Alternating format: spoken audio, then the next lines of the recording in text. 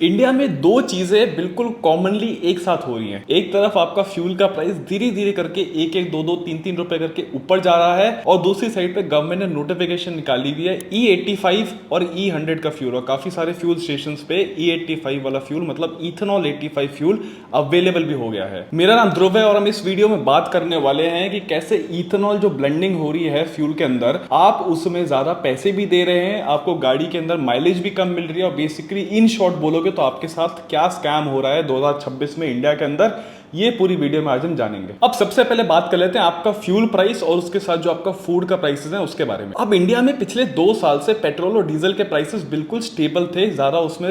ऊपर नीचे नहीं किया था, बिल्कुल सेम प्राइस जो था पिछले 2 साल से वही चल रहा था। चाहे आप स्टेट इलेक्शंस के चक्कर में बोलो, चाहे बोलो इन्फ्लेशन के चक्कर में नहीं बढ़ाएंगे या कोई और रीजन भी आप दे दो, बट आप ये समझो कि अगर क्रूड ऑयल उस टाइम पे $50-60 पर बैरल पे चल रहा था, आज अगर वही सेम चीज $100 पर बैरल पे चल रही है तो आपको बढ़ाना थोड़ा सा इनएविटेबल होता ही है। इंडिया की सारी कंपनी चाहे वो BPCL हो, HPCL हो या IOC हो, हर लीटर पेट्रोल जो वो बेच रहे थे उस पर थोड़ा सा लॉस बीच में जाके एब्जॉर्ब कर रहे थे। अगर क्राइसिस यहाँ पे चलते रहता है तो थोड़ी सी और हाइक्स तो होंगी, बट अगर आप पूरी मैच देखोगे बैठ के जो इथेनॉल ब्लेंडिंग है उससे बेसिकली आपके जो फ्यूल के प्राइसेस हैं वो बिल्कुल स्टेबल ही रहने चाहिए थे एटलीस्ट, बट वो चीज भी यहाँ पे नहीं हो रही है। 10 साल पहले आपके पेट्रोल में सिर्फ इथेनॉल जो था 1.5% होता था, अभी वो 20-25% के आसपास आपको मिल जाता है और बेसिकली बात ये चल रही है कि इसको 30% तक भी इसको लेके जाएंगे। और एक नया जो फ्लेक्सी फ्यूल आया है जो बिल्कुल E85 है जिसमें सिर्फ 15% पेट्रोल है, 85% इथेनॉल है, वो भी जो आपका प्राइस है वो 82 रुपीज पर लीटर है। इस पर काफी सारा बैकलैश इसलिए हुआ है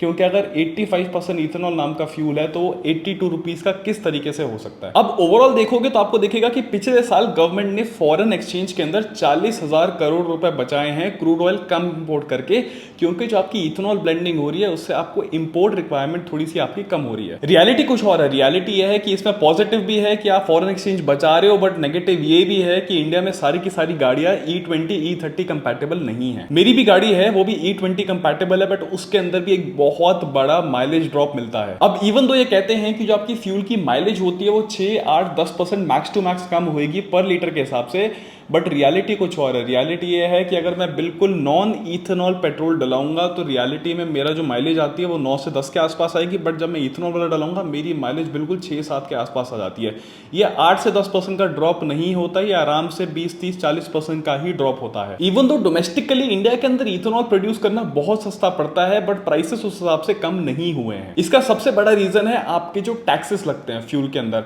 हुआ क्या है कि इथेनॉल ब्लेंडेड जो पेट्रोल है उसके अंदर भी 55% टैक्सेस लगते हैं। नॉर्मल पेट्रोल के अंदर भी 55 लगता था, इसके अंदर भी 55 के आसपास ही लग रहे हैं। तो इवन दो इसके अंदर अगर आप टैक्सेस कम कर सकते तो बेटर होता, बट वो चीज भी ये लोग नहीं कर रहे हैं। E85 फ्यूल के अंदर भी प्राइसेस कम नहीं हो रहे हैं। तो जैसे जैसे करके आपका जो पेट्रोल का ब्लेंड है E10 से E20 गया, E20 से E30 गया, उसमें हुआ क्या है आपका प्राइस बिल्कुल सेम रहा है, थोड़ा सा बड़ा ही है। आपको बेनिफिट पास नहीं हुआ है क्योंकि आप जो भी पर लीटर का प्राइस पे कर रहे हो उसमें आप क्रूड कम खरीद रहे हो। अब इसका जो भी फायदा है ये आप जैसे लोगों के फ्यूल टैंक पे नहीं गया है, इसका सारा का सारा फायदा गवर्नमेंट को गया है क्योंकि टैक्स कलेक्शन वहीं की वहीं है और उल्टा बड़ी ही है। आपको इसके बजाय क्या मिल रहा है, आपको मिल रहा है फॉल्टी फ्यूल लाइंस मिल रही हैं। आपको जो आपकी गाड़ी के इंजेक्टर होते हैं वो सारे के सारे क्लॉग हो गए हैं, उसके साथ जो आपके रबर सीलेंट्स होते हैं सारे के सारे फ्यूल पाइप्स के अंदर, वो चीज भी सारी की सारी खराब हो गई है। अब इवन तो गवर्नमेंट ने कह दिया है कि सारा का सारा प्रोपेगेंडा है, कोई इंपैक्ट नहीं पड़ता, बट रियलिटी ये है कि बजाज ऑटो ने भी अपनी सारी बाइक्स के लिए एडवाइजरी इशू कर दी है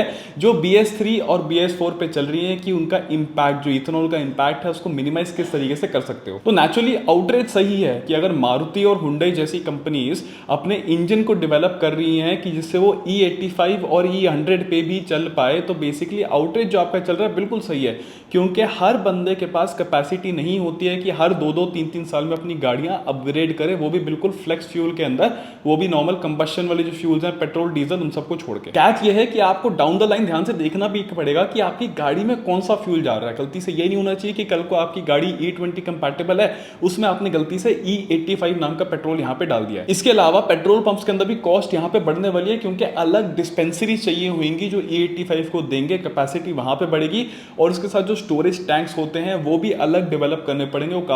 काफी सारे पंप्स के अंदर अभी एग्जिस्ट नहीं करता है। बट आप एक और चीज सोचो, जो भी इंडिया के अंदर इथेनॉल प्रोड्यूस हो रहा है वो कहां से आ रहा है? 48% जो है वो मेज से आ रहा है और बाकी का 31% शुगर केन से आ रहा है। तो जो शुगर केन को ज्यादा बढ़ावा दे रहे थे, शुगर केन से फिर भी कम इथेनॉल प्रोड्यूस हो रहा है, मेज से फिर भी ज्यादा हो रहा है। Food corporation of India FCI को जो स्टॉक होता है, इसके अंदर से राइस है, राइस मतलब चावल, उसके अंदर से भी 13.5% इथेनॉल आपका प्रोड्यूस होता है। बट इसके कारण क्योंकि MSP और बाकी सारी चीजें भी काफी सारी प्ले में आती हैं फार्मर्स के लिए, तो फार्मर्स क्या करते हैं, यूजुअली जो आपकी सेंट्रल बेल्ट है इंडिया के अंदर, जहां पे मेजोरिटी ये सारी प्रोड्यूस होते हैं, फार्मर्स मेज और शुगर केन पे ज्यादा स्विच हो रहे हैं as compared to other stocks जो हैं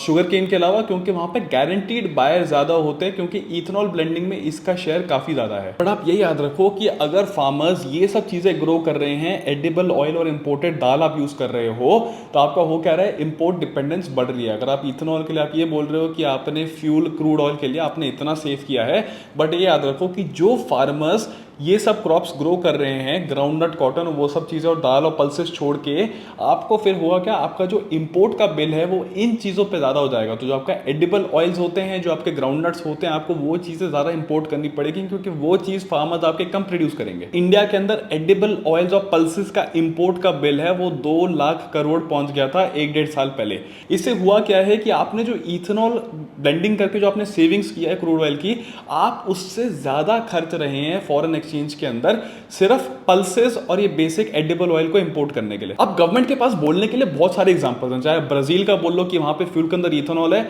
या आप आज की डेट में इथेनॉल जो है उसको छोड़ के आप पाम ऑयल पे आ जाओ, क्योंकि इंडोनेशिया में क्या होता है, जो भी आपका डीजल सेल होता है पर लीटर के अंदर 50% जो डीजल होता है वो पाम ऑयल के अंदर होता है। उसको बेसिकली B50 कहते हैं। इंडोनेशिया में पहले ये B40 होता था, अब आज की डेट में वो B50 हो गया, मतलब 50% आपका जो डीजल है उसके अंदर आपका पाम ऑयल होता है। बट इस सब से हुआ क्या है कि आपने क्या किया है, ग्लोबल इन्फ्लेशन को एब्जॉर्ब कर लिया है, क्योंकि अगर शिपिंग डिसरप्ट होती है तो जो आपके पाम ऑयल और आप जो एडिबल ये सारे पल्सेस और ये सब इंपोर्ट करने का बिल है वो भी बढ़ जाएगा। तो होगा क्या, उससे यहाँ पे इकोनॉमी के अंदर एक रिपल इफेक्ट आता है, क्योंकि जब फूड के प्राइसेस ऊपर जाते हैं, सब कुछ ऊपर जाता है, सैलरीज इंक्रीज नहीं होती है, लोगों को पिंच होता है, तो ये वाली चीज अभी स्टार्ट होने वाली है। अब इवन तो आपको ये लगेगा कि हो क्या रहा है, आपने क्रूड ऑयल कम करके काफी सारा फॉरेन रिजर्व बचाया है, बट आप ये सोचो आपने पूरी ग्लोबल इकोनॉमी की इन्फ्लेशन जो है उसको इंडिया में आपने साथ में इंपोर्ट भी कर ली है। जितने आपको on the face of it benefits लगते हैं, उससे ज्यादा कई ज्यादा ट्रेड ऑफ्स भी हैं इस पूरी इथेनॉल ब्लेंडिंग के प्रोग्राम के अंदर। तो नीचे जल्दी से कमेंट्स में बताना कि अगर आपको ये जो इन्फ्लेशनरी फील है आपके किचन में या आपके फ्यूल में, आपकी डेली लाइफ में अभी तक फील होना स्टार्ट हो गया है या नहीं हो गया है, आपको पता है इस वीडियो में पूरा मैंने समझा दिया इसकी जड़ कहां से स्टार्ट होती है।